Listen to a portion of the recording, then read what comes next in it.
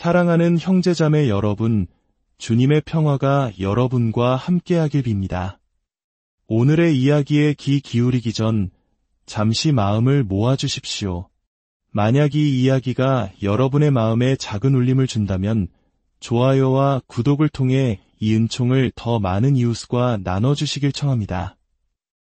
여러분의 작은 실천이 하느님의 말씀을 전하는 복된 통로가 될 것입니다. 이 음성을 듣는 모든 분들께 주님의 축복이 가득하길 기도합니다. 혹시 아주 장엄하고 아름다운 결혼식에서 신부가 입장하는 순간 모든 하객들이 숨을 죽이고 침묵 속에 그 모습을 바라보던 경험이 있으신가요?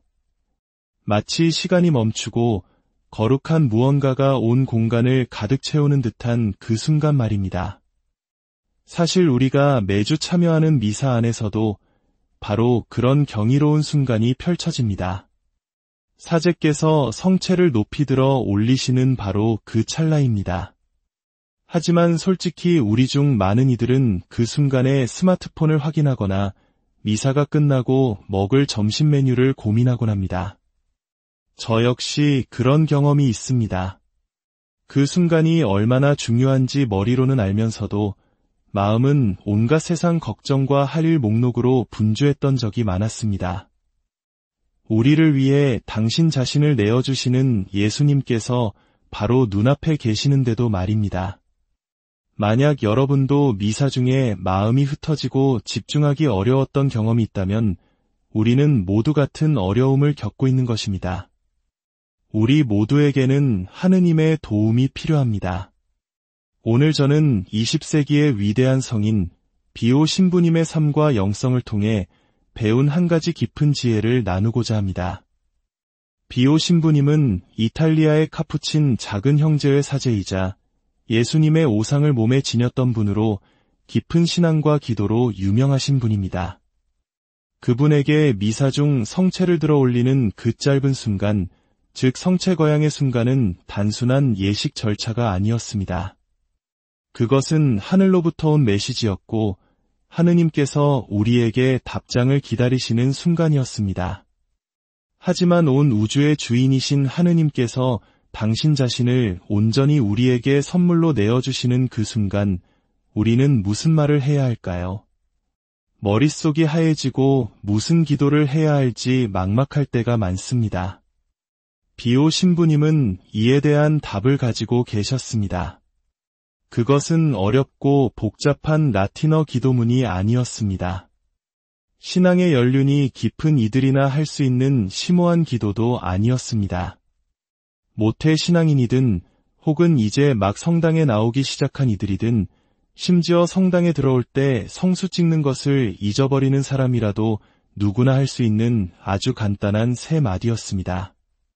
하느님과 가깝게 느껴질 때는 물론 특히 하느님이 멀게만 느껴지고 마음이 냉랭할 때 더욱 힘을 발휘하는 말이었습니다. 이 세 마디가 여러분의 모든 문제를 해결해주거나 신비로운 환시를 보게 해준다고 약속하지는 않겠습니다. 하지만 이것 하나는 분명히 말씀드릴 수 있습니다. 이 말들은 미사 중 가장 강력하고 거룩한 순간에 여러분의 영혼을 깨울 것입니다. 흩어지기 쉬운 여러분의 생각을 단단히 붙들어 줄 것입니다. 그리고 어쩌면 성당에서뿐만 아니라 꽉 막힌 도로 위에서 혹은 까다로운 사람들을 대하는 일상 속에서 예수님을 바라보는 여러분의 시선을 완전히 바꾸어 놓을지도 모릅니다. 이렇게 한번 생각해 보십시오. 만약 여러분이 세상에서 가장 사랑하는 사람이 자신에게 가장 소중한 선물을 준다면 그저 딴 생각에 잠겨 고개만 까딱하고 말지는 않을 것입니다. 성체 거양의 순간이 바로 그렇습니다. 예수님께서는 당신이 가진 모든 것, 당신 자신을 우리에게 주고 계십니다. 오늘 배울 세 마디는 그 엄청난 사랑에 대한 우리의 진심 어린 응답이 될 것입니다. 놀라운 사실은 비오 신부님은 이 세 마디가 단지 미사 때만 사용하는 말이 아니라는 것을 발견했다는 점입니다. 이 말들은 그의 삶 전체에서 마음이 자연스럽게 말하는 언어가 되었습니다. 신앙이 어렵게 느껴질 때, 기도가 메마르게 느껴질 때, 사랑하는 것이 불가능하게 느껴질 때, 이 세 마디는 그의 영혼의 나침반이 되어 주었습니다. 자, 이제 그 세 마디가 무엇인지 배울 준비가 되셨습니까? 먼저 솔직하게 고백할 것이 있습니다. 오랫동안 저는 성체거양 시간을 그저 잠시 쉬어가는 시간처럼 여겼습니다. 일어나서 제대를 한번 쳐다보고 다시 앉는 것을 반복하는 의례적인 동작일 뿐이었습니다. 분명 중요한 순간이라고 배웠지만 그 순간에 제 마음을 어떻게 사용해야 하는지 아무도 가르쳐주지 않았습니다.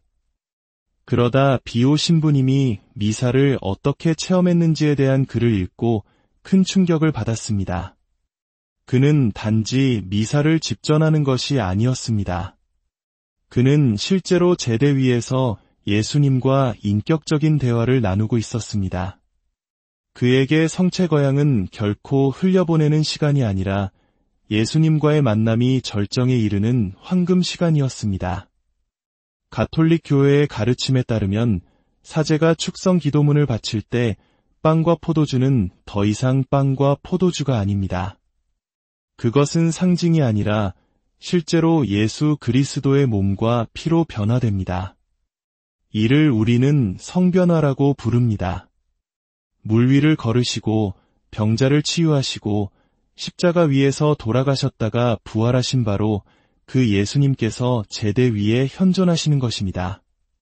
성체거양은 사제가 우리에게 이 놀라운 신비를 들어 보여주는 순간입니다. 하지만 여기서부터 저의 진짜 고민이 시작되었습니다. 그래, 예수님이 저기 계시다는 건 알겠어. 그런데 그 다음엔 뭘 해야 하지? 마치 파티에서 아주 유명한 사람을 소개받았는데 무슨 말을 해야 할지 몰라 얼어붙어 버린 기분이었습니다. 의미 있는 말을 해야 한다는 것은 알지만 머릿속이 텅 비어버리는 것입니다. 비오 신부님은 예수님께서 우리의 말을 필요로 하시는 것이 아니라 우리가 그분께 말을 건넬 필요가 있다는 것을 깊이 이해했습니다. 그것은 하느님을 위한 것이 아니라 바로 우리 자신을 위한 것입니다.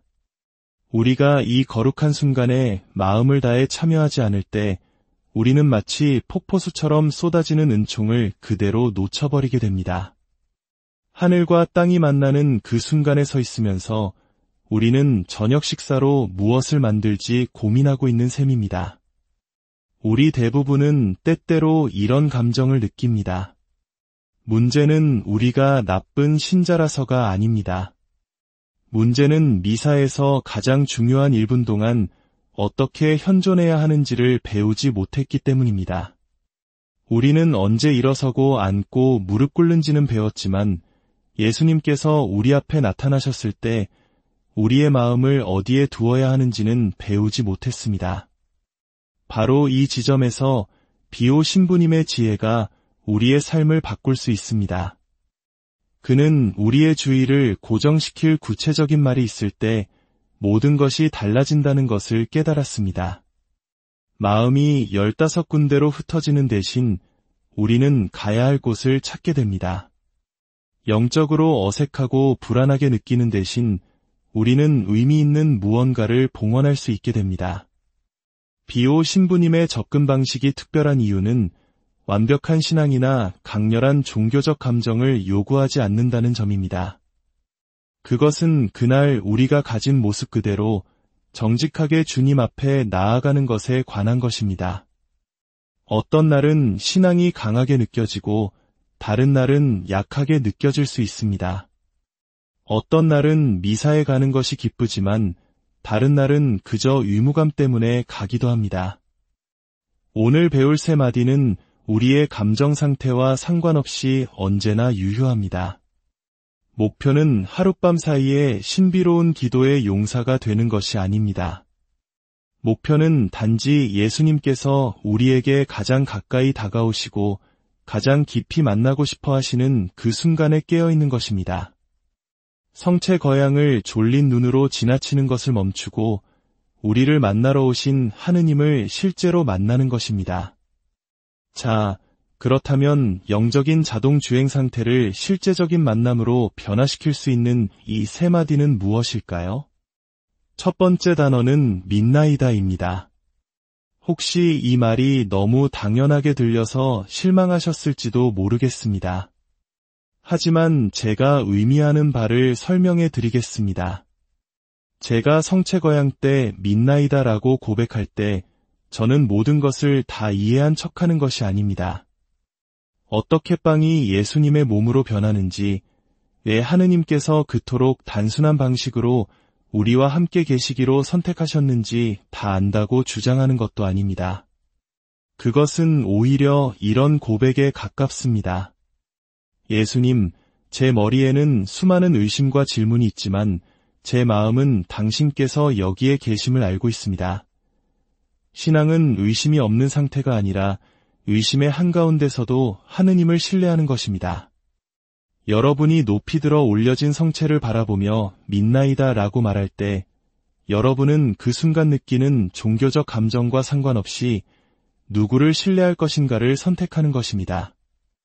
한 자매님은 10대 딸과의 갈등으로 몹시 힘들어하고 있었습니다.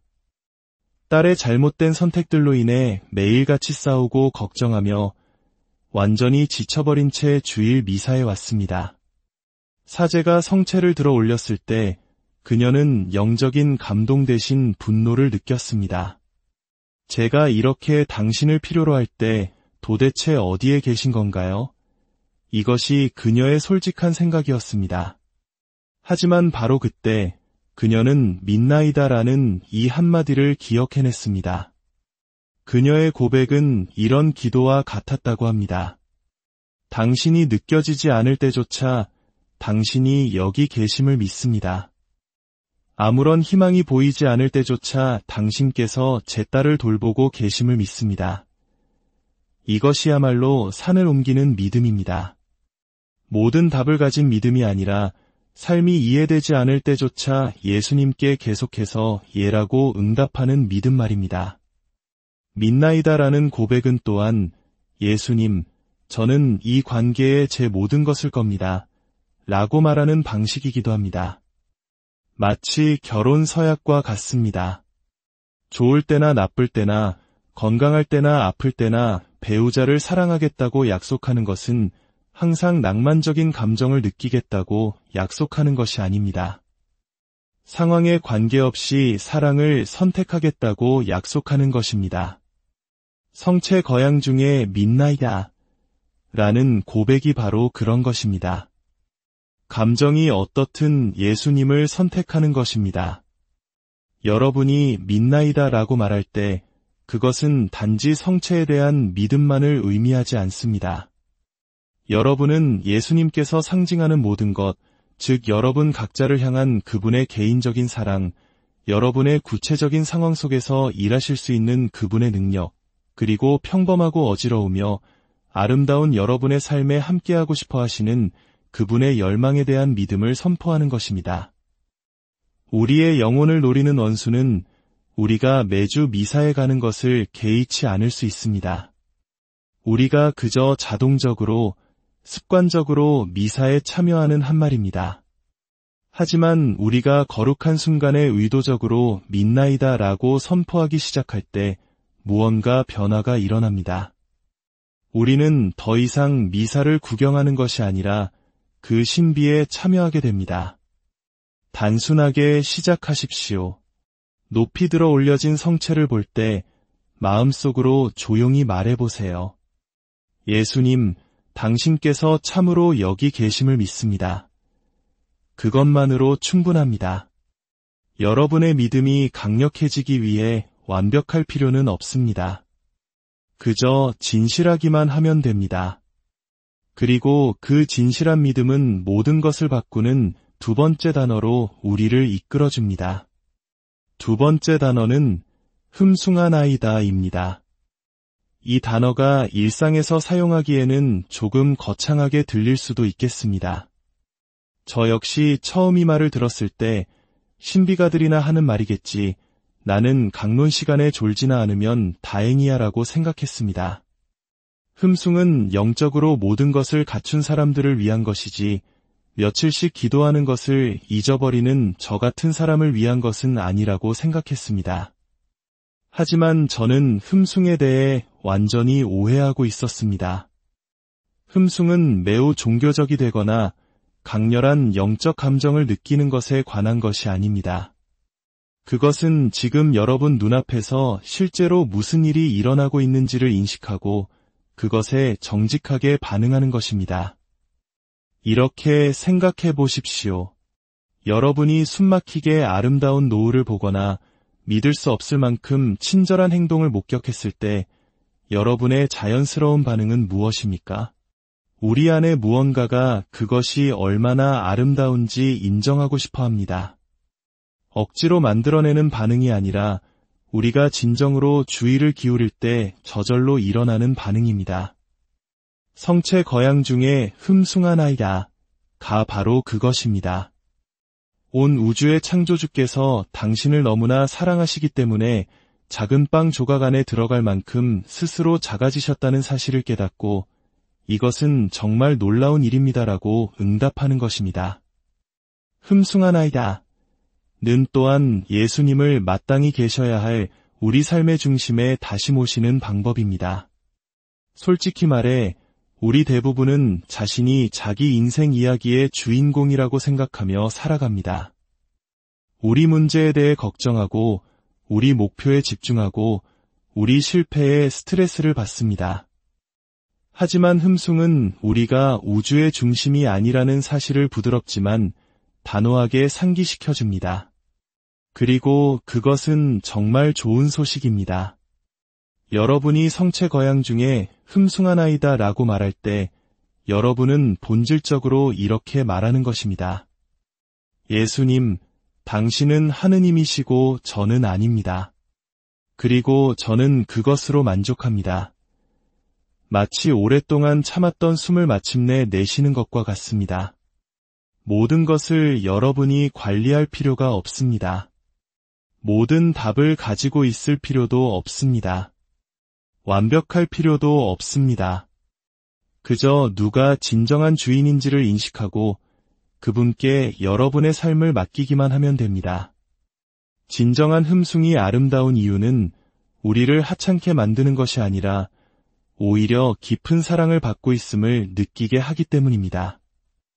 여러분이 진정으로 하느님을 흠숭할 때 여러분은 자신이 그분께 얼마나 소중한 존재인지를 이해하기 시작합니다. 은하계를 운영하시는 그 하느님께서 여러분의 평범한 화요일의 사소한 어려움까지도 신경 쓰신다는 것을 깨닫게 됩니다. 그것은 위축되는 경험이 아니라 경이로운 경험입니다. 흠숭은 또한 모든 것을 통제하려는 우리의 욕구를 치료합니다. 성체 안에 현존하시는 예수님께 흠숭한 아이다 라고 규칙적으로 고백할 때 여러분은 그분이 여러분의 실제 삶에서 하느님이 되시도록 내어드리는 연습을 하는 것입니다. 여러분의 문제가 사라지지는 않지만 더 이상 세상의 무게가 여러분의 어깨에 달린 것처럼 짊어지지 않게 됩니다. 목표는 종교적인 감정에 압도되는 것이 아닙니다. 목표는 단지 현실을 인정하는 것입니다. 예수님은 주님이십니다. 여러분은 사랑받고 있습니다. 그리고 그것이 여러분이 살아가는 방식에 대한 모든 것을 바꿉니다. 세 번째 단어는 사랑하나이다 입니다. 그리고 이 지점에서 모든 것이 정말 개인적으로 변합니다. 제가 처음 성체 거양 중에 예수님께 사랑하나이다 라고 말하려고 했을 때 어색하게 느껴졌습니다. 그 말을 믿지 않아서가 아니라 제 감정을 하느님께 그렇게 직접적으로 표현하는데 익숙하지 않았기 때문입니다. 하느님을 사랑한다고 막연하게 말할 수는 있었지만 성체를 직접 바라보며 사랑합니다 라고 말하는 것은 제가 준비되지 않았던 방식으로 저를 무방비하게 만들었습니다. 하지만 바로 그 이유 때문에 이 고백은 그토록 강력합니다. 사랑은 약함을 드러내는 것을 요구합니다. 여러분이 성체 안에 계신 예수님께 사랑하나이다 라고 말할 때 여러분은 단지 멋진 종교적 감상을 표현하는 것이 아닙니다. 여러분을 위해 당신의 심장을 완전히 여셨던 그 하느님께 여러분의 마음을 완전히 여는 것입니다. 사랑은 주로 감정이 아닙니다. 물론 감정이 동반될 수 있지만 사랑의 본질은 다른 사람에게 가장 좋은 것을 원하는 결정입니다. 그것이 나에게 어떤 대가를 치르게 하더라도 말입니다. 성체 거양 중에 사랑하나이다 라고 말할 때 여러분은 예수님께서 원하시는 것을 원하기로, 그분께서 소중히 여기시는 것을 소중히 여기기로, 그분의 우선순위가 여러분의 우선순위가 되도록 결정하는 것입니다. 한 자매님은 작년에 힘든 이혼을 겪었습니다. 그녀는 분노와 상처를 안고 미사에 왔고, 사랑은 사람들이 스스로를 속이는 거짓말일 뿐이라고 느꼈습니다. 사제가 성체를 들어 올렸을 때 그녀의 솔직한 생각은 나는 더 이상 어떻게 사랑해야 할지 모르겠어였습니다. 하지만 그때 그녀는 이 세 마디를 기억해냈습니다. 그녀의 입에서 나온 사랑하나이다는 도움을 청하는 외침과 같았다고 합니다. 예수님, 제가 이렇게 부서졌지만 당신을 사랑합니다. 다시 사랑하는 법을 가르쳐 주세요. 이것이 모든 것을 변화시키는 정직함입니다. 내가 가지지 않은 영적 감정을 가진 척하는 것이 아니라 내 마음속에 실제로 있는 것을 예수님께 바치고 그분께서 그것으로 일하시도록 믿고 맡기는 것입니다. 사랑하나이다는 또한 우리 눈앞에서 벌어지고 있는 엄청난 희생에 응답하는 방식이기도 합니다. 예수님께서 여러분을 위해 당신의 생명을 내어주고 계십니다. 그리고 그분은 여러분의 마음 외에는 아무것도 대가로 바라지 않으십니다. 성체 거양 중에 사랑하나이다 라고 말할 때 여러분은 이렇게 말하는 것입니다. 예수님, 당신은 저를 위해 모든 것을 주셨으니 저도 제 모든 것을 당신께 돌려드리고 싶습니다. 물론 때로는 사랑이 쉽게 느껴지지만 때로는 불가능하게 느껴집니다. 어떤 날은 온 존재를 다해 사랑하나이다 라고 고백합니다. 또 다른 날은 화가 나고 상처받고 혼란스러움에도 불구하고 그래야만 한다는 것을 알기에 이를 악물고 그 말을 내뱉습니다. 예수님께는 두 종류의 사랑 모두 중요합니다. 사실 우리에게 대가를 요구하는 사랑, 즉 힘들 때 하는 사랑의 고백이 어쩌면 더 중요할지도 모릅니다. 그것은 어려울 때조차 우리가 그분을 선택하고 있음을 증명하기 때문입니다. 자, 이제 이 모든 것을 어떻게 하나로 모을 수 있을까요? 믿나이다, 흠숭하나이다, 사랑하나이다. 말하는데 10초도 채 걸리지 않지만 여러분이 미사를 체험하는 방식에 대한 모든 것을 바꿀 수 있는 세 마디입니다. 성체 거양 동안 여러분이 서 있을 때 주말 계획이나 업무 스트레스로 마음이 떠다니는 대신 여러분은 해야 할 구체적인 일이 생깁니다. 성체를 바라보며 마음속으로 말하십시오. 예수님, 당신께서 참으로 여기 계심을 믿나이다. 저를 이토록 사랑해 주시니 당신을 흠숭하나이다. 제가 가진 모든 것으로 당신을 사랑하나이다. 화려하거나 극적으로 만들려고 애쓰지 마십시오. 이것은 연기가 아니라 대화입니다. 어떤 날은 이 말들이 쉽게 나오고 의미 있게 느껴질 것입니다. 다른 날은 마치 힘든 노동처럼 느껴질 수도 있습니다. 둘 다 괜찮습니다. 중요한 것은 여러분이 그 자리에 함께하고 있다는 것, 현존하고 있다는 것, 그리고 예수님께서 가장 가까이 계시는 그 순간에 그분과 관계를 맺고 있다는 것입니다. 한 가지 실용적인 조언을 드리겠습니다. 세 마디가 너무 많게 느껴진다면 한 단어로 시작하십시오. 이번 주에는 성체가 들어 올려질 때마다 믿나이다 라고만 말하는데 집중해 보십시오. 다음 주에는 흠숭하나이다를 더하고 그 다음 주에는 사랑하나이다를 포함시키십시오. 완벽을 강요하기보다는 자연스럽게 성장하도록 하십시오. 그리고 잊어버렸을 때 자신을 자책하지 마십시오. 저도 여전히 성체 거양 중에 마음이 딴 데로 가 있는 자신을 발견할 때가 있습니다. 그때는 그저 다시 돌아와 기도를 이어가면 됩니다. 하느님은 우리의 수행 능력을 채점하시는 분이 아닙니다. 그분은 우리가 단지 연결되려고 노력하는 것만으로도 기뻐하십니다. 정말 멋진 것은 이 말들이 미사박에서도 나타나기 시작한다는 점입니다. 어려운 결정에 직면했을 때 하느님의 인도를 믿는다는 것을 기억하게 됩니다. 삶이 벅차게 느껴질 때 모든 것을 실제로 통제하고 계신 하느님을 흠숭한다는 것을 떠올립니다. 누군가에게 상처를 받았을 때 예수님께서 하셨을 것처럼 사랑하기를 선택합니다. 목표는 기도 슈퍼히어로가 되는 것이 아닙니다. 목표는 단지 하느님의 현존에 더 깨어 있고 그분의 사랑에 더 잘 응답하며 그분께서 여러분을 사랑하시는 방식대로 다른 사람들을 기꺼이 사랑하는 것입니다. 이번 주일 한번 시도해 보십시오. 사제께서 성체를 들어 올리실 때 스마트폰을 확인하거나 점심을 생각하는 대신 고개를 들어 조용히 말해 보십시오. 믿나이다. 흠숭하나이다. 사랑하나이다. 어떤 일이 일어나는지 지켜보십시오. 이토록 단순한 단어들이 얼마나 심오한 차이를 만들 수 있는지에 놀라게 될 것입니다. 기억하십시오. 예수님은 완벽한 기도를 찾고 계시지 않습니다. 그분은 정직한 마음을 찾고 계십니다. 그리고 정직하게 바치는 이 세 마디는 미사 체험뿐만 아니라 하느님과의 관계 전체를 변화시킬 수 있습니다. 지금 이 순간에도 많은 분들이 어려운 시간을 보내고 계실 겁니다. 건강 문제, 관계의 어려움, 경제적 스트레스, 혹은 감당하기 힘든 슬픔과 씨름하고 있을 수 있습니다. 이 세 마디가 그 문제들을 즉시 해결해 주지는 않겠지만 여러분이 혼자서 그 모든 것을 마주하고 있지 않다는 것을 상기시켜 줄 것입니다.